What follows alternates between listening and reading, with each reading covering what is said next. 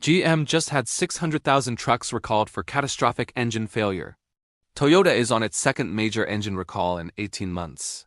Same engine, same problem? Honda has 1.4 million vehicles under federal investigation right now. Hyundai paid over $1 billion in settlements. Handed people replacement engines, and those engines failed the same way. These are not fringe brands. These are the four biggest names in the American market, and they're all imploding at the same time. That's not a coincidence. That's not bad luck. There is one industry-wide crisis driving all of this. We're going to break down exactly what it is because the manufacturers are not going to tell you. Here's the truth. If you're someone who cares about protecting your vehicle with real facts instead of marketing hype, hit that subscribe button right now. Every single one of these failures traces back to the same set of root causes. Engineers didn't suddenly forget how to build engines. What changed is the environment those engineers are forced to work in. When you stack all of these factors together, you get what we're seeing. Reason number one. They stuffed a race car engine into your family truck. Let me paint you a picture real quick. Back in the 1990s, this truck had a big 5.7-liter V8 under the hood. It made maybe 210 horsepower.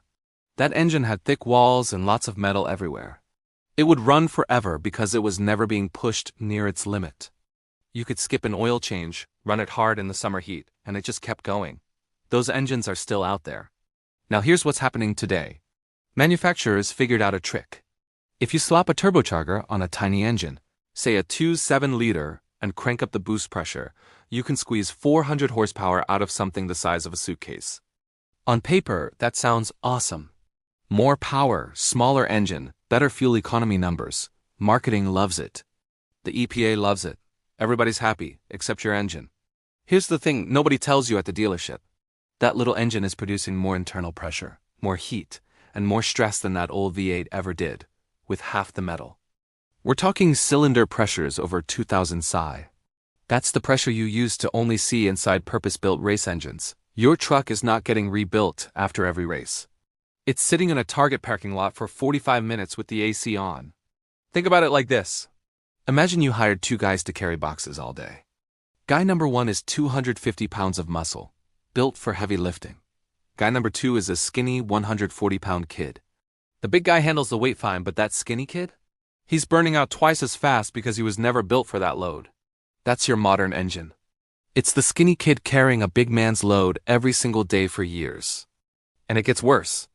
These engines have tolerances, the tiny gaps between moving parts that are now measured in microns. A human hair is 70 microns thick. We're talking about gaps smaller than that. Everything must be machined to absolute perfection. There is zero margin for error. With the old-school V8, the tolerances were loose enough. The parts were beefy enough. It kept going. With today's engine, a microscopic piece of metal in the wrong place, and the whole thing starts coming apart. Because when you're running at race car stress levels with half the metal, physics doesn't care what the warranty says. They know this. The engineers know this. But the fuel economy targets demanded smaller engines. And smaller engines with more power meant pushing the limits of what metal and oil can physically survive at mass production scale. And here we are. Reason 2, the oil in your engine is basically water now, and that was 100% intentional. This one genuinely makes me angry because it is the most clear-cut example of manufacturers choosing a number on a government test over engine health. Let's go back in time real quick. 20 years ago, most engines ran on 5W30 motor oil. It was thick enough to coat your bearings with a solid protective film, tough enough to handle heat and pressure, and it worked great. Then the fuel economy push started getting serious and engineers realized something.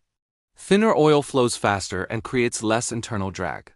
So 5W30 became 5W20, then OW20, then manufacturers started pushing OW16, and now some of the newest engines are speccing OW8s. For context, OW8 is so thin that if you poured it on your hands right now, it would feel almost like water.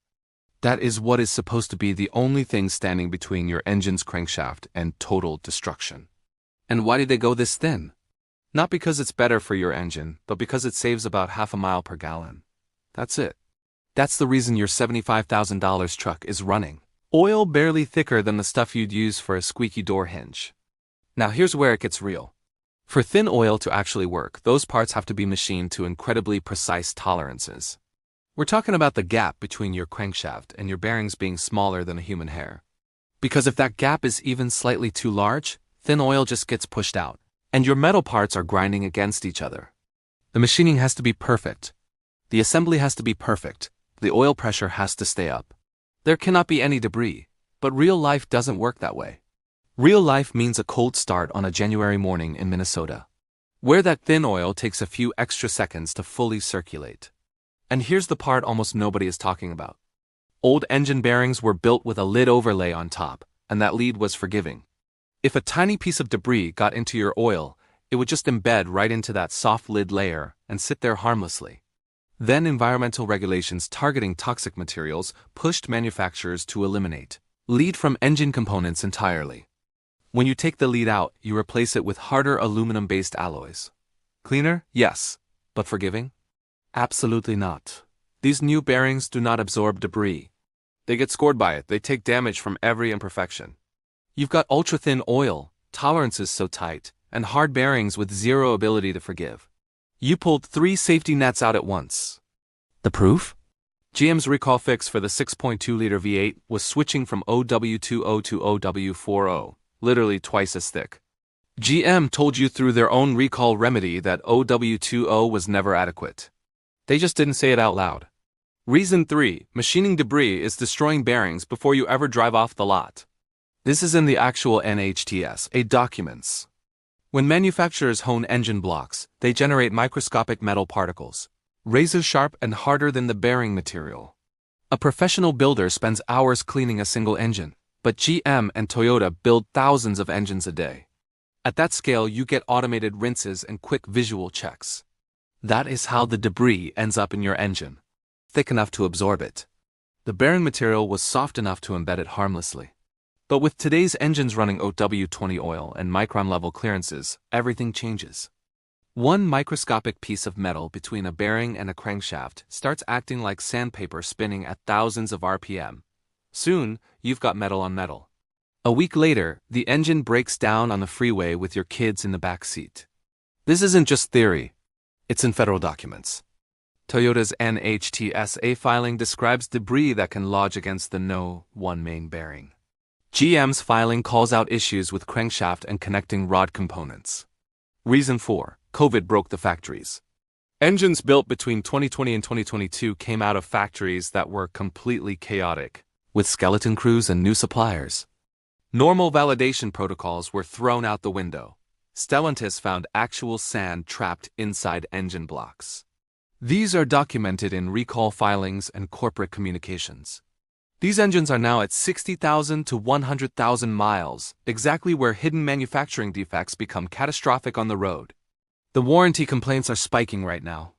Reason 5, start-stop technology is accelerating bearing wear every single day.